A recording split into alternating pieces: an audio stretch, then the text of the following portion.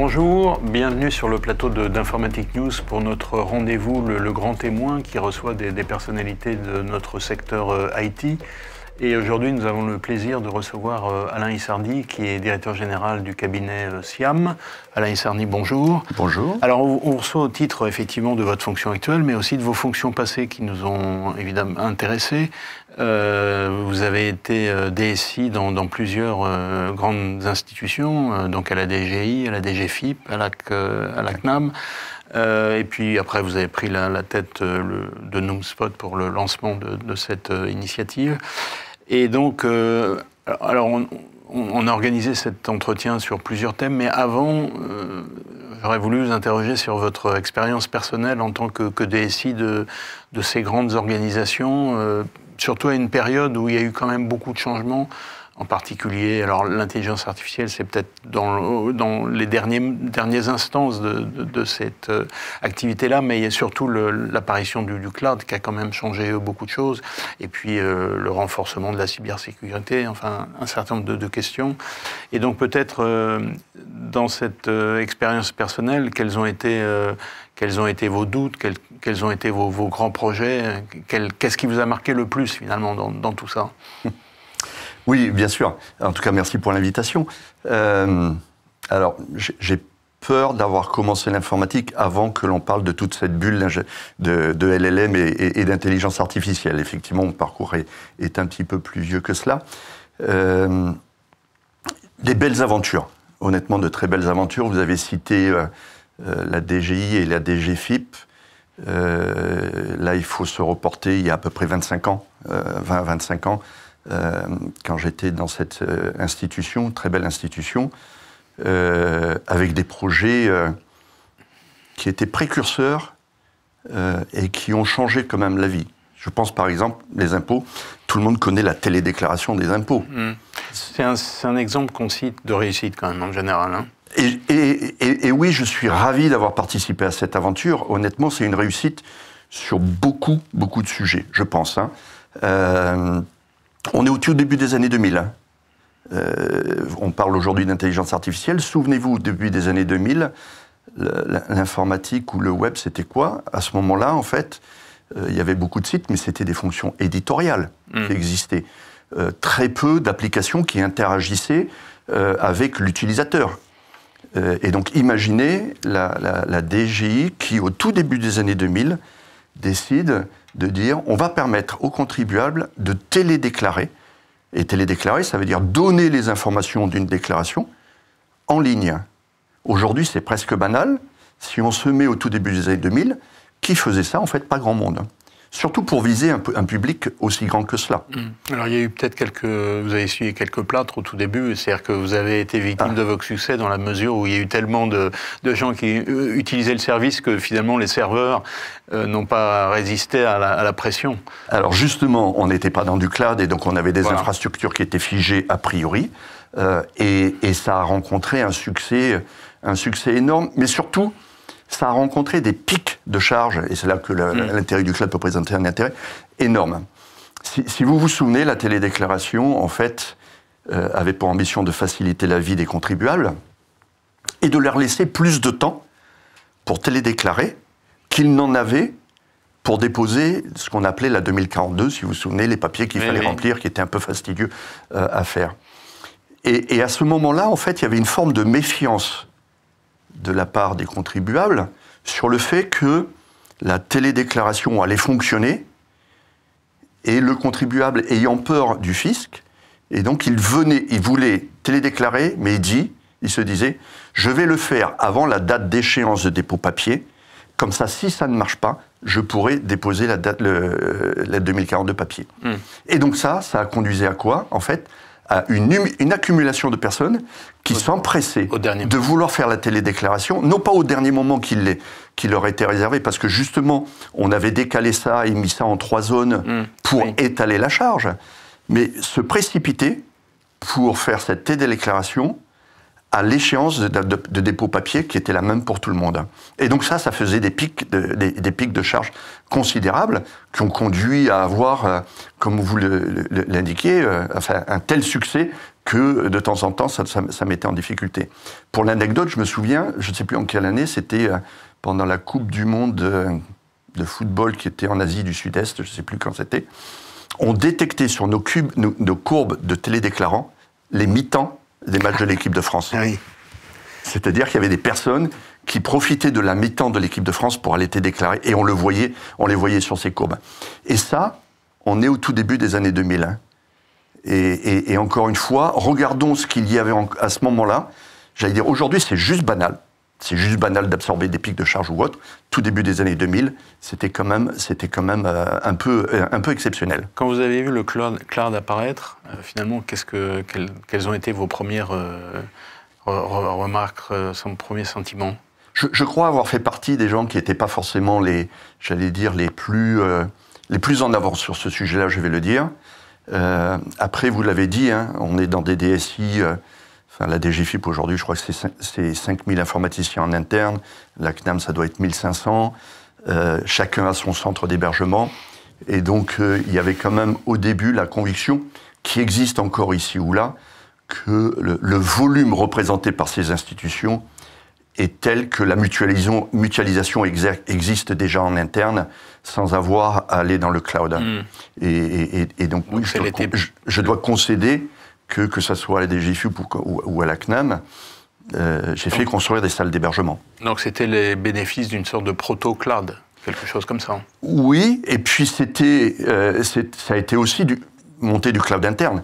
À l'assurance maladie, on avait monté ce qu'on appelait la filière digitale, et donc c'était un cloud interne avec toute la méthodologie interne que l'on avait mis en place, et j'allais dire fort heureusement, ça nous a permis, là encore une fois, j'allais dire de réaliser de beaux exploits pendant la période Covid. Période Covid, tout le monde l'a connue, les DSI étaient en difficulté, tout le monde a été en difficulté sur la mise en place du télétravail, les VPN, personne n'avait entendu parler de VPN, depuis tout le monde sait ce que c'est que le VPN, donc tout le monde a été confronté à cela. Hein. L'assurance maladie, c'est 80 000 personnes, c'est quand du jour au lendemain on dit tout cela s'arrête et on reste à la maison, il faut avoir des infrastructures pour faire du télétravail, ça n'a pas été simple. Mais l'assurance maladie, c'est l'assurance maladie, pendant Covid, a eu une mission un peu particulière, qui est de créer des applications toutes plus urgentes les unes que les autres, hein, puisqu'en fait, il y avait des décisions qui arrivaient régulièrement. Et le fait d'avoir un cloud interne a permis d'avoir une agilité phénoménale, comme on peut l'avoir quand on est dans du cloud public. Mais il y a des applications qui ont été développées sur la base de ce qui existait, dans des délais records, dès le début, et même avant même le confinement. Pardon, je fais un peu d'histoire, mais si vous vous souvenez, avant le confinement, il avait été décidé de fermer les collèges et les lycées. Et tout de suite après, en fait, on s'est aperçu que les parents d'enfants de moins de 16 ans devaient rester à la maison parce qu'ils n'étaient pas autonomes. Et donc le gouvernement décidant que ces parents relevaient d'arrêt de travail dérogatoire. Et en 3 jours de temps, la CNAM a créé une application pour permettre aux employeurs de déclarer qui de leurs employés relevait de ces arrêts de travail. Et ça, on parle de cloud, qu'est-ce qui est en fait chez les fournisseurs, mais ce qui va avec le cloud, c'est toute l'agilité, toute la méthode de travail, et ça, on peut l'avoir en cloud interne, on peut l'avoir en cloud externe. Est-ce que la CNAM aurait pu développer l'application Doctolib? Difficile. Difficile à répondre à cette question. La CNAM et la sphère santé a, j'allais dire, bien avant Doctolib, mis en place des applications dans le domaine de la santé. On se souvient du DMP. Oui, on s'en souvient, oui. Du dossier médical personnel qui a été transformé en dossier médical partagé et qui est maintenant intégré dans mon espace santé. Il y a beaucoup de travail. Ça a été dur, ça a été long à mettre en œuvre. Il y a beaucoup de travail qui a été fait. Je crois qu'aujourd'hui, mon espace santé est en train de rencontrer, j'allais dire, le succès. Je suis peut-être pas très objectif. Le succès qu'il mérite d'avoir. Est-ce au point d'aller concurrencer Doctolib? Là, c'est différent. Le positionnement est un peu différent. Bien sûr. Enfin, voilà. Et puis. Sauf que si on compare les deux, qui sont deux applications de nature assez différente, Doctolib, on l'utilise aujourd'hui quotidiennement, si je puis dire. Le dossier médical partagé, franchement, je ne suis pas sûr qu'il y ait beaucoup de Français qui l'utilisent. Hein. Alors, je le regrette, parce que je trouve que c'est une bonne initiative. Ça permet justement de partager les données de santé, les résultats ou autres. Hein. Vous avez un accident, vous allez aux urgences, vous baladez pas avec tout votre dossier médical. C'est quand même agréable de pouvoir, de pouvoir se dire que les professionnels de santé qui vont prendre soin de vous ont la possibilité d'avoir accès aux informations pour vous soigner au mieux. Donc c'est vrai, vous avez raison, le positionnement est différent. J'allais dire c'est complémentaire. Ça nécessite de changer les états d'esprit. Après, il y a une forme de réflexe un peu basique qui est de dire, forcément, si ça vient de la sphère publique, c'est moins bien, ce qui est faux. Mais si on arrive à passer cette barrière-là, honnêtement, les efforts qui sont faits sont considérables. Et la sphère publique arrive à faire des choses, des choses exceptionnelles. Je citais Télière. Aujourd'hui, tout le monde connaît Télière et personne ne pose problème. Alors qu'il a fallu changer quelques états d'esprit quand même pour passer de cette déclaration papier, où il fallait, souvenez-vous, mettre toutes les pièces jointes, à une télédéclaration qui est maintenant pré-remplie, où il suffit juste de dire OK, et on a télédéclaré. Mais alors, ça a peut-être un peu l'effet inverse, d'ailleurs, autant pour toutes les applications que vous avez mentionnées, qui deviennent effectivement assez performantes. Le citoyen, il a un peu l'impression, finalement, qu'il est cerné de tous les côtés. Est-ce que Big Brother est en train de le regarder et connaît tout sur lui? Parce que c'est vrai que quand vous regardez la télédéclaration que vous recevez, vous êtes un peu étonné de vous dire, mais finalement, on sait tout sur moi, tout sur ce que je fais. C'est intéressant. C'est intéressant votre point. J'allais dire deux choses.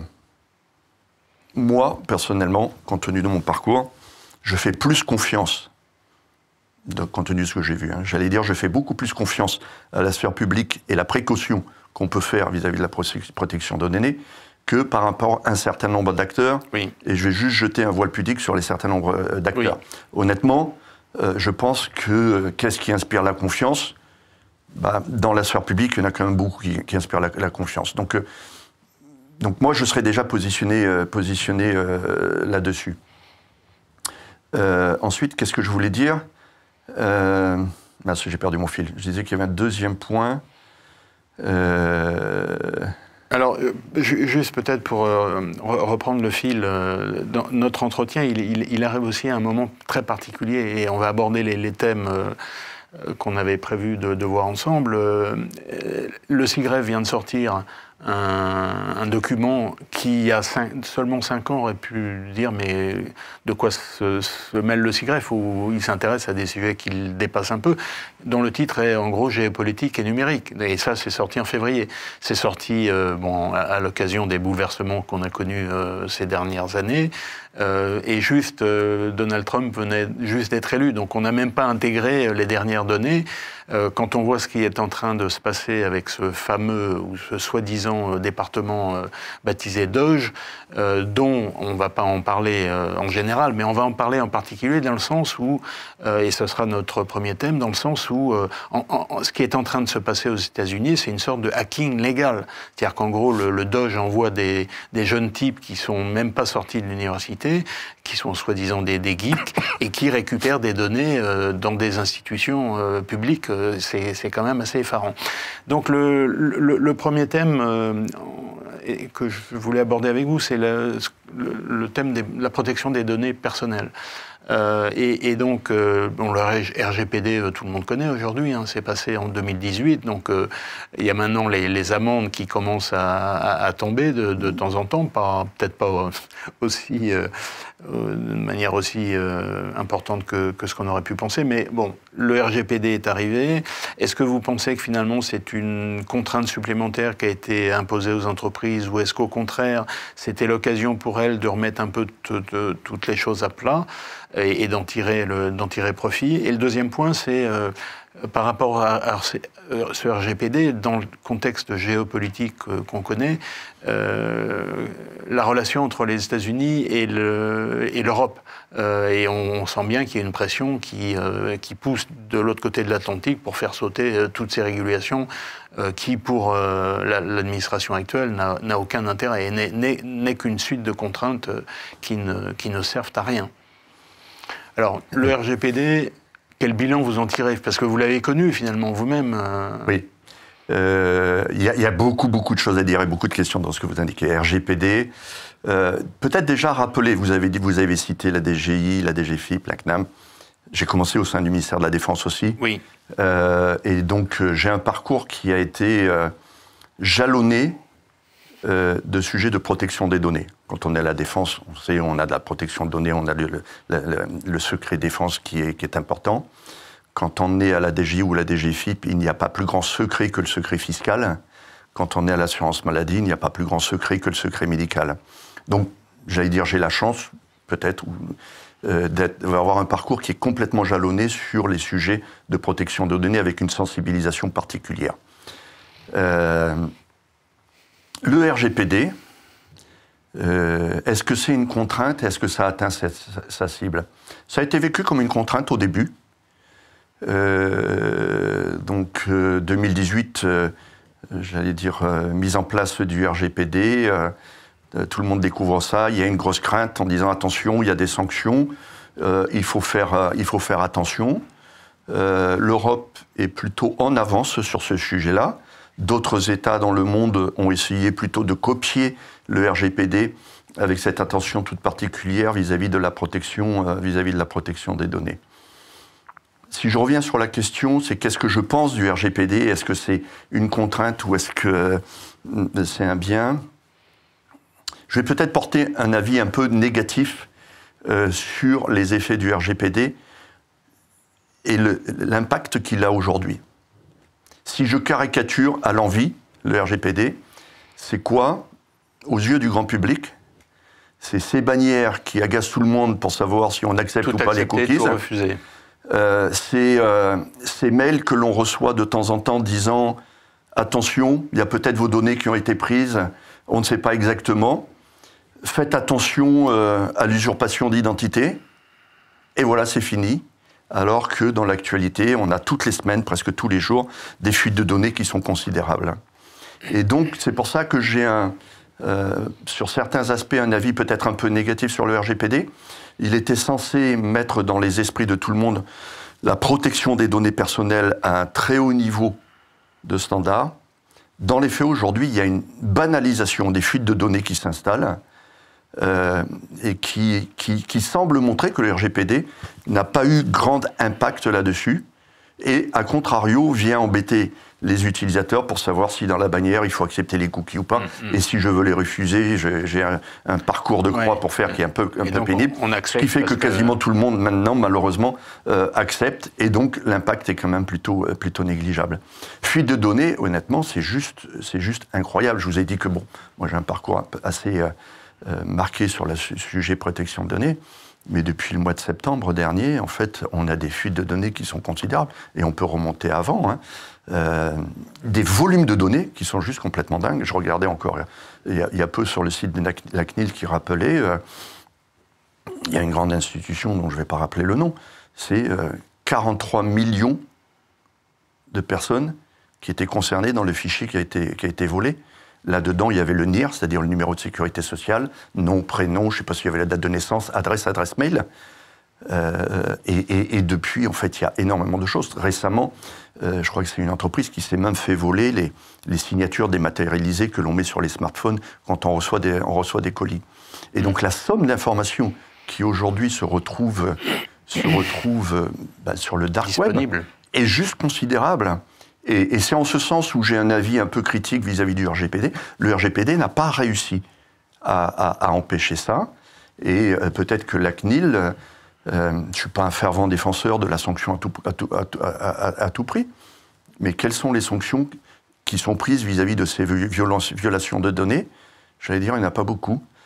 J'ai l'impression qu'aujourd'hui, une entreprise ou un DSI qui vit une violation de données, d'abord on lui apprend, parce que c'est dans le dark web que ça arrive, il regarde, il coupe le robinet, et communication qui consiste à dire, on a coupé le robinet, on a averti la CNIL parce que le RGPD nous y oblige, on a averti les utilisateurs, et on les a sensibilisés sur le fait qu'il faut faire attention à l'usurpation d'identité. Bah, très bien, donc ça changerait quoi? Et pour la première personne venue, c'est quoi l'usurpation d'identité? Personne n'est sensibilisé à ça. On vous dit qu'il faut faire attention à l'usurpation d'identité, mais l'ingénierie sociale marche énormément. Et donc, on est dans une situation où la fuite, ou l'accumulation de fuites de données, bah, j'allais dire, va polluer la vie de bon nombre d'utilisateurs. Et ce qui hier était censé être un secret ne l'est quasiment plus. On a tenté de faire croire que le NIR ou le numéro de sécurité sociale était quelque chose qu'il fallait protéger et qui était un secret. Mais quand d'un coup d'un seul, il y a 43 millions de NIR qui se retrouvent dans la nature, enfin, ça ne devient plus un secret. Et imaginez-vous, sur toutes les procédures que vous avez en ligne avec de l'assistance, qui se livre à un exercice pour vous assurer que vous êtes bien la bonne personne. Donc vous devez l'avoir en tête. Quelles sont les questions qui sont posées? Bah, rappelez la date de naissance, votre adresse mail, où est-ce que vous habitez? Bah, tout cela, c'est presque accessible à tout le monde. Et donc je dirais, quand on dit aux utilisateurs, faites attention à l'usurpation d'identité, oui, c'est vrai, mais je dirais maintenant, toutes les entreprises qui se livrent à de l'authentification à partir de données qui se trouvent facilement dans le dark web font une erreur et devraient engager leur responsabilité si l'information qu'elles délivrent, elles les délivrent à des mauvaises personnes. Vous voyez bien, aujourd'hui, cette fuite-là doit conduire en fait à avoir des schémas d'authentification à distance qui doivent évoluer par rapport à ce que l'on connaissait il y a 5 ans. Et donc oui, l'effet du RGPD, est-ce qu'il a été bon? Ben, j'allais dire qu'il aurait pu être meilleur. D'accord. Oui, pour parler. Et alors, dans la relation, parce qu'au moment où l'Europe a lancé le RGPD, les Américains ont vu ça comme une contrainte qu'ils allaient devoir respecter quand ils ont des activités en Europe. Malgré tout, ils s'y sont pliés, mais on sent bien que ça va pas du tout dans la bonne direction et qu'ils vont exercer une pression très forte pour faire en sorte que autant cette réglementation-là que d'autres, elle soit assouplie, soit supprimée, donc comment vous voyez la relation de ce point de vue-là, sur ce sujet-là? Alors, vous avez raison. Il y a la relation et la vision qu'en a les États-Unis qui est exacerbée aujourd'hui, où maintenant, ils ne s'en cachent pas. Je crois que c'est J.D. Vance qui disait il n'y a pas très longtemps que toutes les réglementations européennes sont autant d'obstacles et qui feront aux entreprises américaines et qui feront attention à ce qu'elles ne soient pas embêtées. Mais il y a aussi la position de l'Europe vis-à-vis du RGPD. Si on refait un peu d'historique, quand même, RGPD prévoit une réglementation européenne et prévoit la possibilité de mettre en place ce qu'on appelle une adéquation avec des pays étrangers. Ça veut dire quoi? Ça veut dire que l'on estime que la réglementation de ce pays-là est aussi conservatrice ou du même niveau de protection que n'est le RGPD. Et alors, quand on a cette adéquation-là, alors on peut considérer que ce pays est de confiance, tout comme n'importe quelle entreprise implantée en Europe est de confiance vis-à-vis du RGPD parce qu'il se soumet à une réglementation qui est protectrice pour les différentes personnes. D'accord? Il faut juste savoir que déjà à 2 reprises, la Commission européenne a accordé une équivalence avec les États-Unis et par 2 fois déjà, la Cour de justice de l'Union européenne a retoqué la décision de la Commission européenne disant non, vis-à-vis des États-Unis, on ne peut pas considérer qu'il y ait une forme d'équivalence réglementaire et il faut prendre des assurances complémentaires si jamais les données devaient être sous dépendance américaine. Et je le dis bien sous dépendance américaine, c'est-à-dire que ce n'est pas uniquement est-ce que la donnée est en Europe ou est-ce qu'elle est aux États-Unis ou partout ailleurs. La donnée est de savoir auprès de qui elle est accessible. Et ça, c'est important. Donc, par 2 fois, ça a été remis en cause. Et pourquoi ça a été remis en cause? En fait, parce que les réglementations américaines et européennes ne sont pas tout à fait compatibles. Il y a des lois américaines dont l'origine est probablement louable, mais dont l'utilisation peut poser problème. La plus fameuse d'entre elles, c'est le Cloud Act. Tout le monde a entendu parler du Cloud Act, qui est une loi dite à portée extraterritoriale. Il y a aussi un autre je ne vais pas trop rentrer dans les détails, mais qui est probablement plus emblématique. C'est le 702 du FISA, là. Exactement. C'est la section 702 du FISA qui a été mise en place suite aux attentats qu'a subi les États-Unis pour permettre aux services de renseignement de pouvoir collecter de l'information, justement pour se prémunir du mieux possible de ces attentats.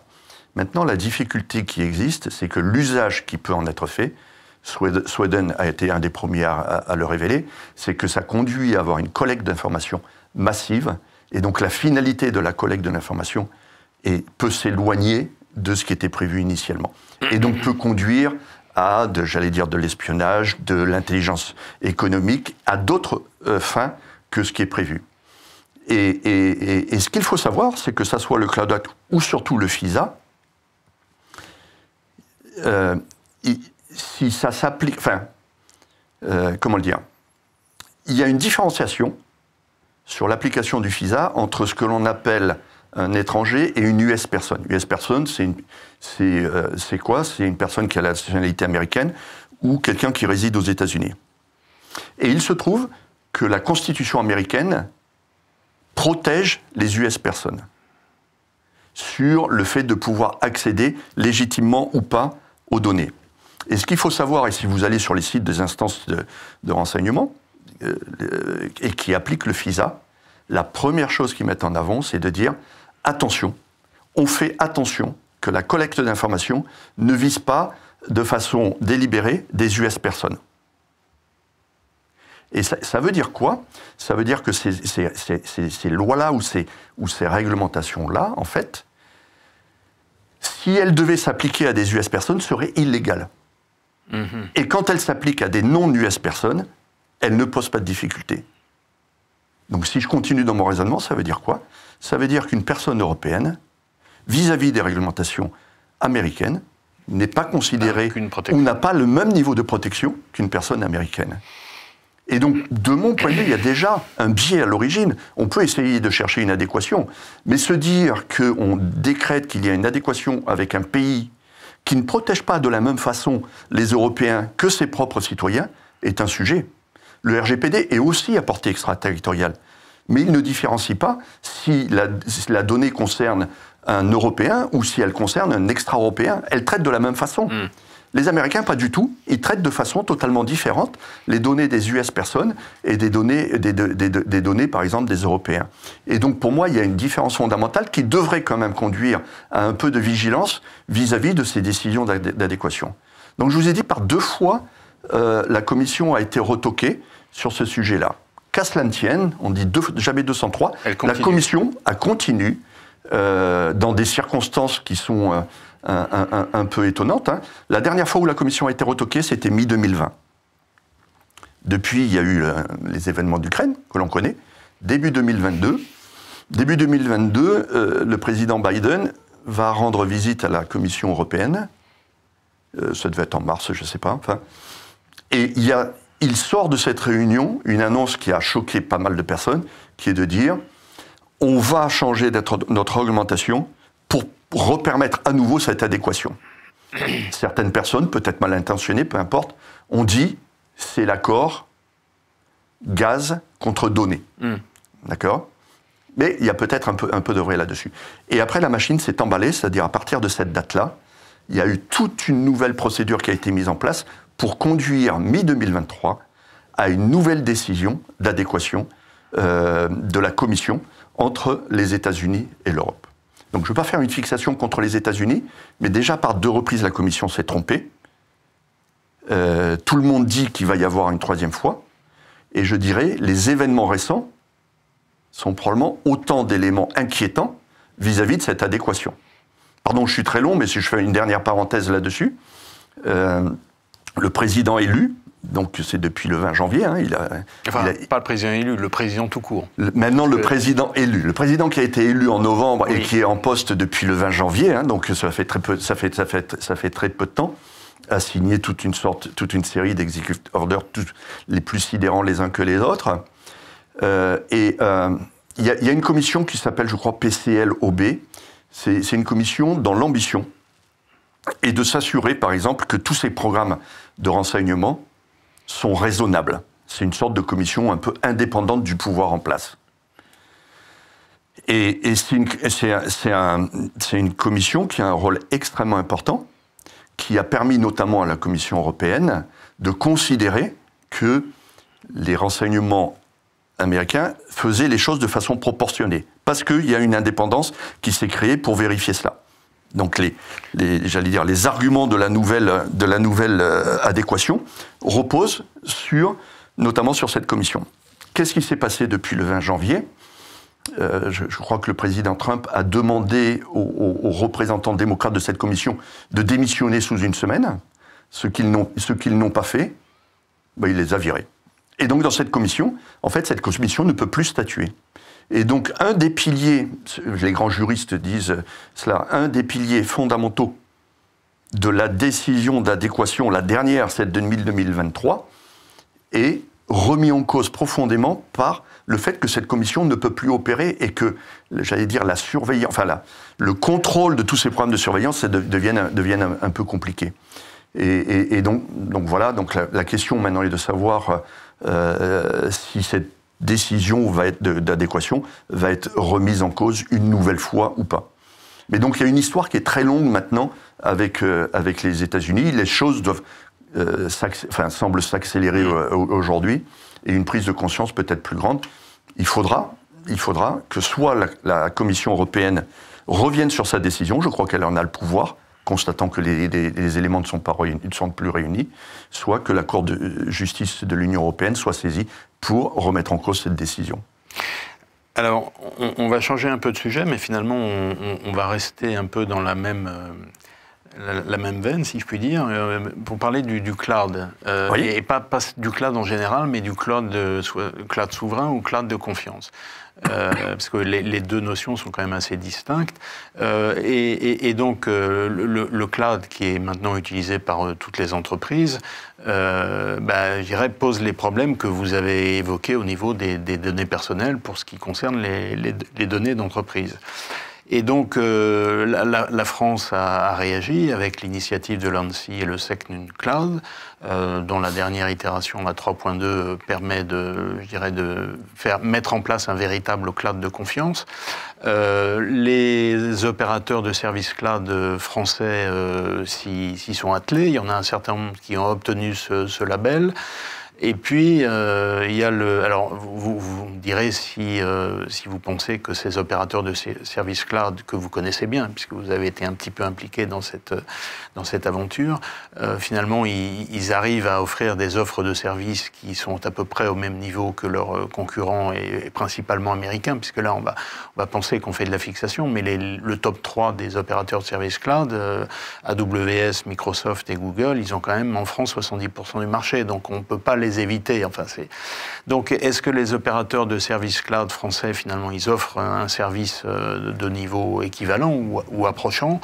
Et le deuxième point, on revient un peu sur la question précédente, est-ce que la réflexion européenne sur l'EUCS, donc qui est une sorte de SecNumCloud européen, va finalement affaiblir le SecNumCloud au niveau de l'Europe, ou est-ce qu'on va tirer le SecNumCloud vers le bas, ou est-ce que l'EUCS va se placer au niveau SecNumCloud 3.2 français?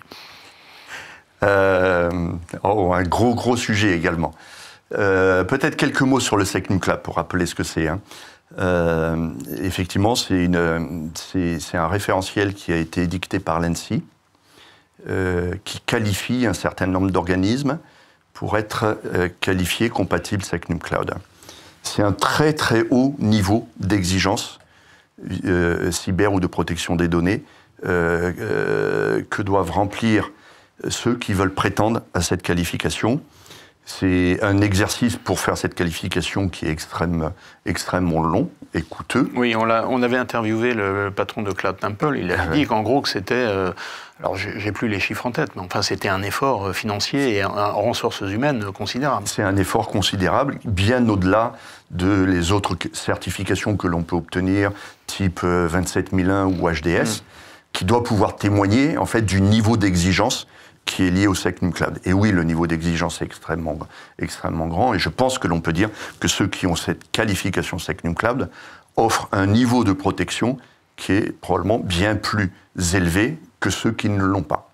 Mais pour l'obtenir, c'est un chemin qui est extrêmement long et extrêmement coûteux. Et oui, vous avez raison, dans la dernière version du Secnum Cloud, j'allais dire, est apparu un nouveau paragraphe qui est un peu surprenant, on se demande pourquoi c'est en fait dans ce document-là, en fait, qui fixe les conditions juridiques que doit remplir une entreprise pour être éligible au Secnum Cloud. C'est ce que l'on appelle les clauses de immunité aux lois extraterritoriales. C'est-à-dire qu'il a été estimé, juridiquement parlant, au moins sur ce document-là, que, par exemple, une entreprise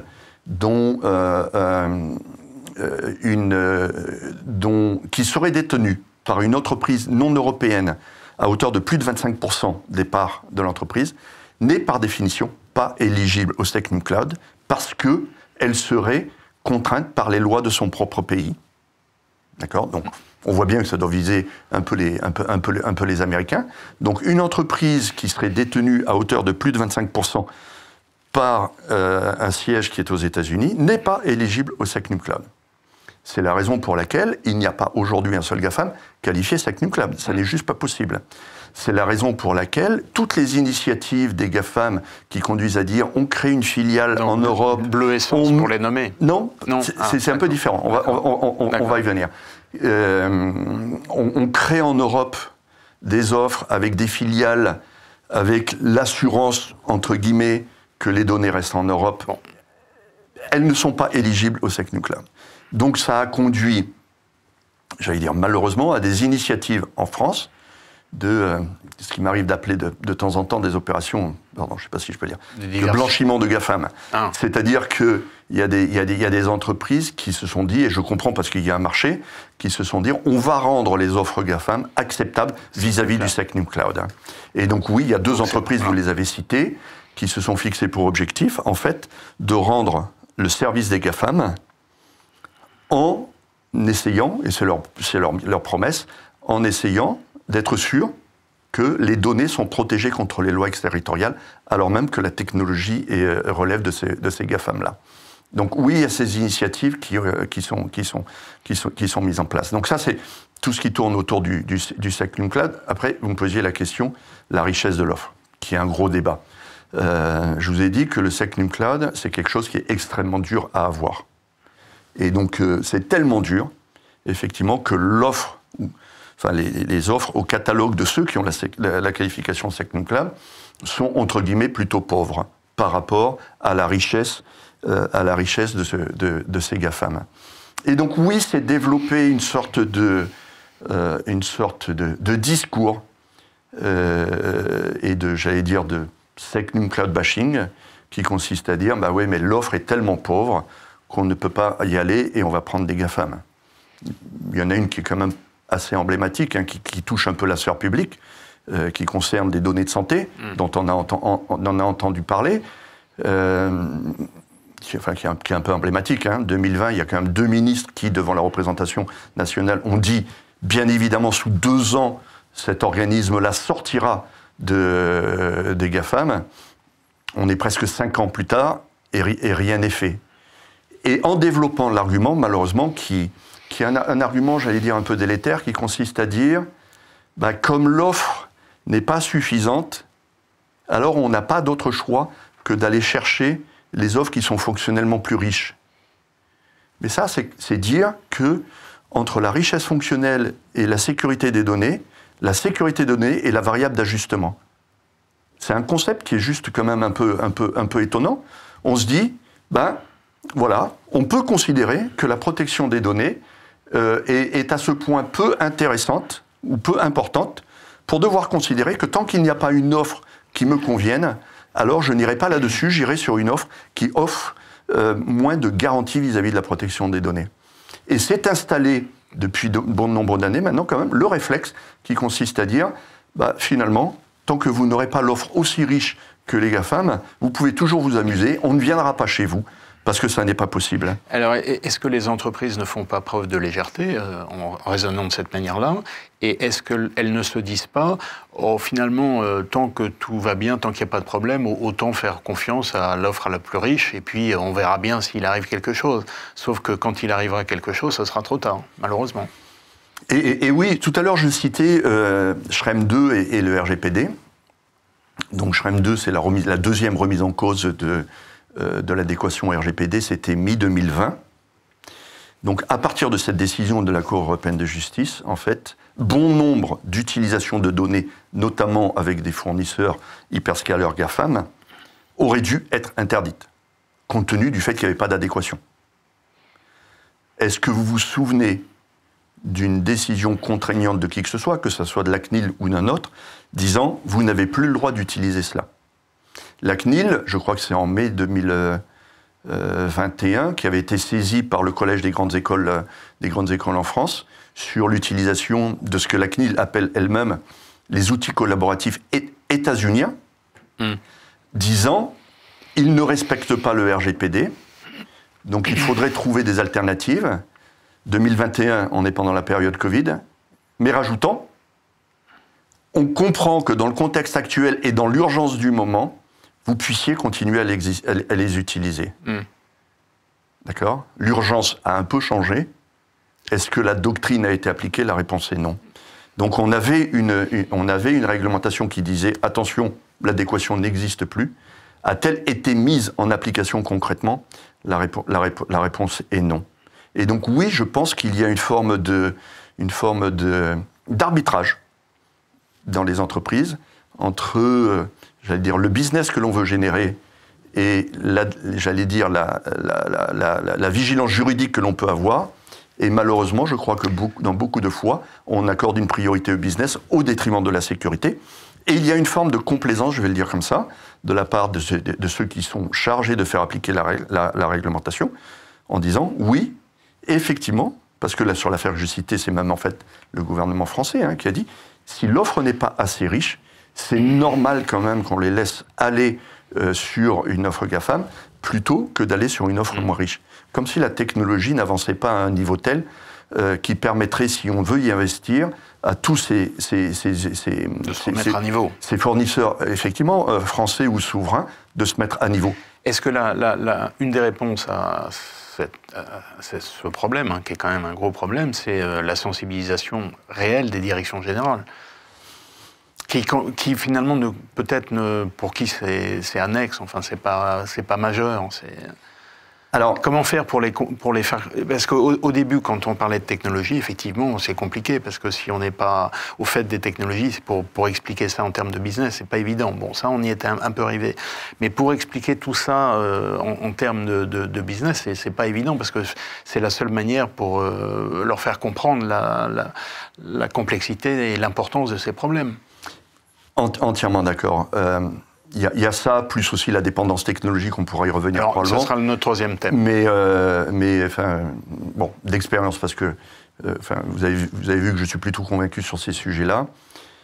Pour que ça marche, pour sortir de ces modèles-là, il faut qu'il y ait un DSI qui soit convaincu et il faut qu'il y ait une direction générale aussi qui écoute et qui veuille bien écouter.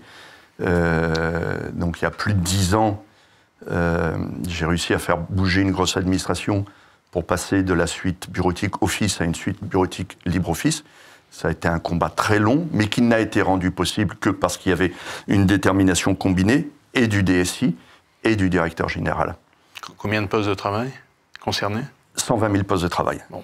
Okay. C'est 120 000 agents qui ont basculé de Office à LibreOffice. Et c'est toujours le cas aujourd'hui ? Et c'est toujours le cas aujourd'hui. Bon, malheureusement, ça n'est que de la bureautique. Il n'y a pas le collaboratif, parce qu'aujourd'hui, il y a une dimension supplémentaire. Donc, il y a un petit handicap là-dessus, ça c'est clair. Mais sur la bureautique, donc là, c'était pour des questions d'indépendance par rapport à... Mais on y reviendra, un éditeur qui peut avoir des pratiques commerciales... Alors, justement, vous faites une bonne transition sur le troisième thème que je voulais aborder avec vous, qui est qualifié dans ce fameux document du CICREF d'autonomie stratégique. Et donc, il a été mis en lumière, on le connaît depuis, enfin, c'est un thème récurrent, je ne veux pas remonter au plan calcul, parce que ça serait quand même un peu ancien, mais enfin, on ne fait que parler de ça. Mais il a pris une acuité toute particulière ces derniers temps avec l'affaire VMware Broadcom, qui finalement n'est qu'un... comment dire, n'est qu'un représentant de toutes ces questions. Mais malgré tout, il a été tellement puisque VMware est dans tous les data centers et que le rachat par Broadcom a changé radicalement la problématique, il y a eu une prise de conscience et qui donc est renforcée par tout ce dont on vient de parler. Comment faire pour... est-ce que... parce qu'en fait, là, on parle de toute l'infrastructure, hein, c'est-à-dire qu'on parle des couches basses jusqu'aux applicatifs, et si on balaye tout ça, malgré tout, le niveau de dépendance aux fournisseurs étrangers, et on ne va pas faire encore de fixation, mais beaucoup sont américains, est très fort. Donc, comment vous jugez cette question d'autonomie stratégique et de dépendance à des fournisseurs étrangers? Quels sont les moyens de réagir contre ça? Est-ce que finalement les solutions existantes couvrent à peu près l'ensemble de la pile d'infrastructures? Et est-ce que l'open source est une des réponses à ça, mais est-ce qu'il y en a d'autres? Oui. Alors, je vous assène un peu de questions, mais... Il y a effectivement beaucoup de questions. Mais Guy, si vous le permettez, je vais peut-être revenir sur la précédente, parce que j'ai été trop long, mais il y avait autre chose que je voulais rajouter dans la relation DSI et direction générale vis-à-vis de la prise de conscience. Je crois que l'actualité du moment va forcément à avoir une prise de conscience au niveau de la direction générale. Donc j'ai parlé de sécurité et autres. Mais il y a un autre élément qui est important, en fait, c'est la disponibilité des différentes applications. Et il y a des réglementations qui sont rentrées en vigueur, que ce soit DORA, pour le monde foncier, dont le R est résilience, en fait. Il y a NIS 2 qui va arriver.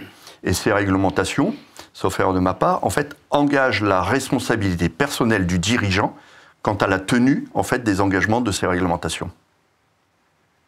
Donc, DORA, c'est le secteur financier, et NIS 2, c'est toutes les entreprises.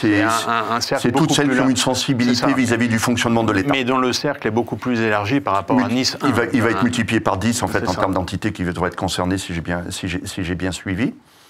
Et donc, ce que je voulais dire, c'est qu'il y a de la réglementation qui engage plus personnellement la direction générale, en fait, les personnes physiques, vis-à-vis de la tenue de ces réglementations. Et quand on voit, en fait, le contexte actuel depuis le 20 janvier, il n'est pas impossible aujourd'hui de penser que peut-être qu'un jour ou l'autre, il y a des services qui vont s'arrêter. Si on se fâche un peu durablement. Je pense que vous avez en tête, je vous interromps, mais après ce que je vais oublier, mais je pense que vous avez en tête une petite note qu'avait publiée Henri Dagrin sur LinkedIn suite à l'affaire du Groenland. Donc il raconte une histoire qui pourrait très bien se passer dans la vraie vie, où en gros il raconte que le Danemark ne veut pas céder le Groenland aux États-Unis, les États-Unis coupent le cloud complètement au Danemark, et le Danemark en gros ne peut plus fonctionner. Et ça, c'est une situation tout à fait vraisemblable. Ouais, alors, je ne sais pas prédire, savoir si elle va se produire. Non, bien sûr que non. Ce qui est indéniable, c'est que la menace existe. Et il y a peut-être même une illustration. Il se dit, j'en sais rien, on n'est pas dans les discussions confidentielles, que quand même, dans les discussions avec le président ukrainien du moment, un des leviers aurait été de le menacer de couper Starlink, dont dépend en fait le commandement militaire ukrainien, de le couper Starlink.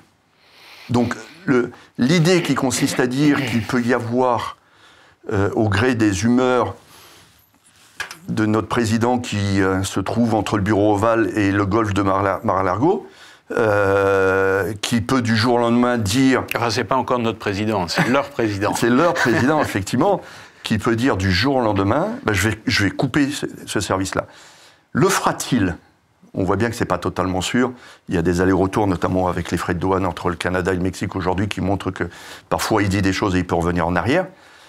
Donc je ne sais pas si ça va arriver. Ce qui est indéniable, c'est que la menace existe et l'utilisation de ça en tant que tel est plus que vraisemblable. Et donc, je pense que tout cela prend une autre dimension vis-à-vis de ce niveau de dépendance que l'on a avec ces acteurs-là, qui est en plus de l'inquiétude des plus pessimistes comme moi vis-à-vis de la protection des données et autres, il y a ce niveau de dépendance qui peut rendre les choses un peu trop compliquées. Et donc, c'est une prise de j'allais dire, de conscience qui doit exister partout. Mais dans les entreprises, en fait, le sujet, de mon point de vue, n'appartient plus uniquement à la DSI, mais appartient aussi à la direction générale. Se retrouver dans la situation où demain le business s'arrête. Alors on pourra dire c'est vrai pour tout le monde, pour tous nos collègues, mais en fait, si un business s'arrête, le business s'arrête. Et c'est le risque qui peut exister avec une menace qui existe. Alors, quelles sont les solutions? Alors, quelles sont les solutions? C'est là où on revient, pardon, j'ai été très long. Je vous ai dit, j'étais sur la précédente question, on revient à votre question. La question, c'est, on a beaucoup parlé de souveraineté, moi aussi j'ai beaucoup parlé de souveraineté. On se fait toujours attraper sur, mais oui, mais ça n'a pas de sens, qui est souverain, on ne construit pas les chipsets et autres, donc ça n'a pas de sens de parler de souveraineté. Et vous avez raison, vous l'avez mentionné, et il y a le rapport du CIGREF qui est sorti récemment, parle en fait d'autonomie stratégique. Et donc, il y a une vraie discussion ou une vraie réflexion à avoir pour savoir à quel point on est autonome ou pas. Moi, je rêverais qu'il y ait une forme d'indicateur qui consiste à dire, pour chacune des solutions, pendant combien de temps elle peut survivre s'il y a un État étranger qui dit « je coupe le service ». Est-ce que c'est immédiat? Est-ce que c'est 6 mois? Est-ce que c'est 1 an? Et vous voyez bien que, suivant le temps qu'il faut pour que le service s'arrête, l'autonomie que l'on a est plus ou moins grande. Si c'est tous les outils collaboratifs qui s'arrêtent du jour au lendemain, si on n'a pas pensé à avoir une alternative pour traiter ce cas-là, ça s'arrête du jour au lendemain. Si c'est par exemple, on arrête d'avoir de l'approvisionnement avec des GPU ou des CPU, c'est handicapant, mais celles que l'on a en stock, on peut continuer à les utiliser. D'accord? Donc c'est pour ça que j'évite le débat souveraineté, parce que dans les deux cas, on n'est pas souverain, mais dans un cas, on a une autonomie qui est bien plus grande que l'autre.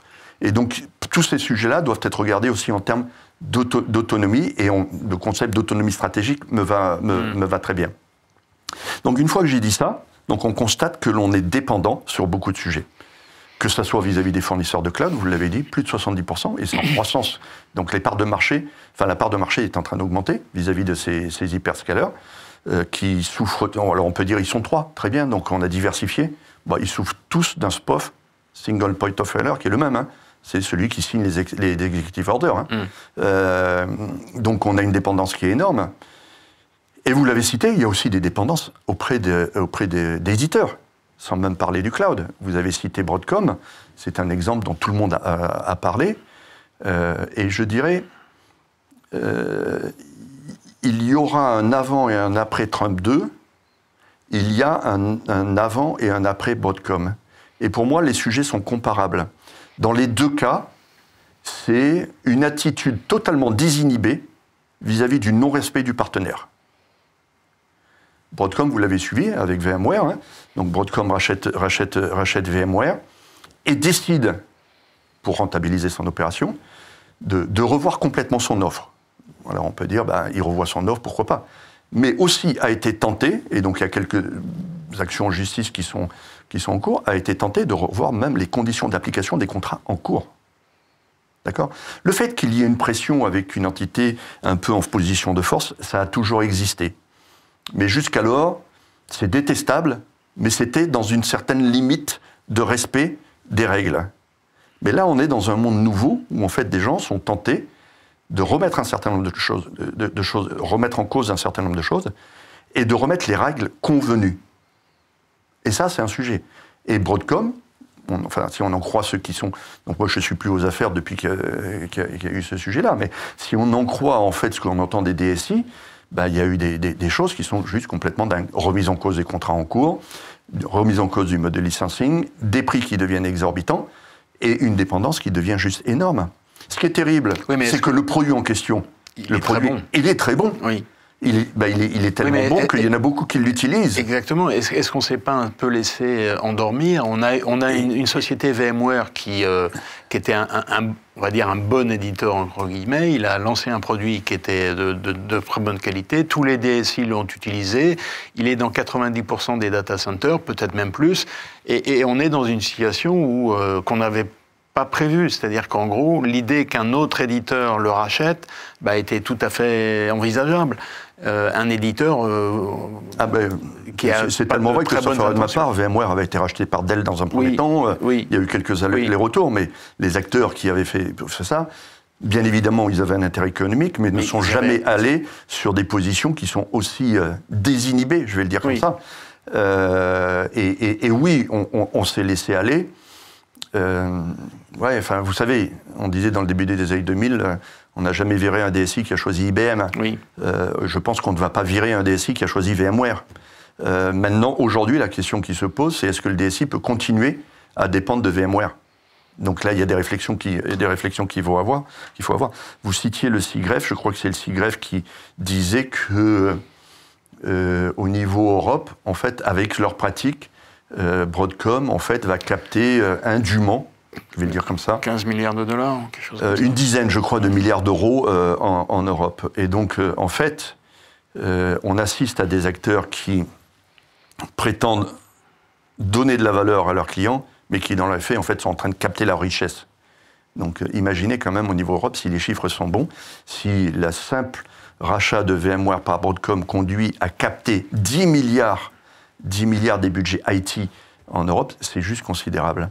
Et donc, oui, il faut qu'il y ait une prise de conscience qui ait lieu pour diminuer ce niveau de dépendance. Je ne suis pas en train de dire qu'il faut exclure ces acteurs-là. Ça n'a juste aucun sens. Ces acteurs sont là, font techniquement du bon boulot, que ce soit les GAFAM, que ce soit VMware ou autre. Pour l'instant, font du bon boulot. Il n'y a pas de raison de les bannir. Par contre, dans le rapport de force qui s'installe dans les relations aujourd'hui, que ce soit au niveau géopolitique ou que ce soit maintenant avec les entreprises, eh ben, il faut avoir la possibilité d'avoir un levier pour jouer le bras de fer avec nos interlocuteurs. Et donc, il faut faire émerger des alternatives. Sur le cloud, je suis complètement convaincu qu'il faut qu'il y ait des alternatives européennes qui viennent aussi prendre une bonne place. Sur tous les logiciels, il faut aussi qu'il y ait des alternatives qui prennent bonne place. Donc, vous m'avez questionné sur les logiciels libres. Oui, je pense que les logiciels libres ont un rôle à jouer. Je suis peut-être déformé parce que moi, je trouve que, enfin, je suis un convaincu des logiciels libres. Mais les logiciels libres offrent l'avantage qui est que, certes, la communauté ou l'entreprise qui maintient le logiciel libre peut peut-être décider de changer de point de vue, peut peut-être avoir une politique tarifaire qui est un peu différente. Mais quand vous les utilisez, ben vous avez le choix. Si vous n'êtes pas d'accord, vous continuez à utiliser le produit. Après, il vous faut vous organiser pour savoir comment les entretenir. C'est un sujet. Mais l'aventure ne s'arrête pas tout de suite. Quand vous êtes avec un éditeur, et ils sont tous en train de basculer là-dessus, c'est le truc qui est à la mode, parce que ça permet de valoriser les entreprises de façon déraisonnable aujourd'hui, qui est de basculer des licences perpétuelles vers des souscriptions. Et bien vous vous retrouvez dans la situation où, en fait, à l'échéance de votre contrat, soit vous mettez d'accord, soit vous mettez d'accord. Vous n'avez pas le choix. Oui. Parce qu'autrement, l'aventure s'arrête. Oui. Et donc, quand vous êtes avec un acteur qui est peu scrupuleux, la seule façon de vous mettre d'accord, c'est de payer. Et pour l'anecdote, je peux vous citer, c'est vieux, je ne vais pas citer l'entreprise pour autant, c'est il y a plus de 10 ans, donc j'étais au sein du ministère des Finances, on utilisait un produit qui était déjà en mode souscription, un précurseur. Et quoi qu'on en pense, on peut avoir de temps en temps des restrictions budgétaires à Bercy et on a besoin de réduire les coûts. Et donc sur le périmètre d'application de ce logiciel, j'avais décidé de le réduire, et j'avais fait moins 60% sur le périmètre. Le coût annuel a fait plus 5%. Le commercial, en fait, est intéressé par l'augmentation du périmètre. Et vous n'avez d'autre choix que de céder. En l'occurrence, c'était un marché qui était négocié par ce qu'on appelait la DAE, c'est-à-dire au niveau de la sphère État. Et donc vous vous retrouvez avec des gens où quand vous avez un logiciel et que vous en êtes dépendant pour son utilisation, vous pouvez toujours essayer de voir si vous voulez en réduire le périmètre. Lui, il a un objectif qui est totalement différent. C'est augmenter les prix. Donc, vous pouvez réduire le périmètre, vous aurez de toute façon des tarifs qui vont augmenter. Et là, imaginez, moins 60% sur le périmètre, plus 5% sur le prix annuel. Sur le prix annuel. On peut calculer l'augmentation assez facilement. Donc, et voilà.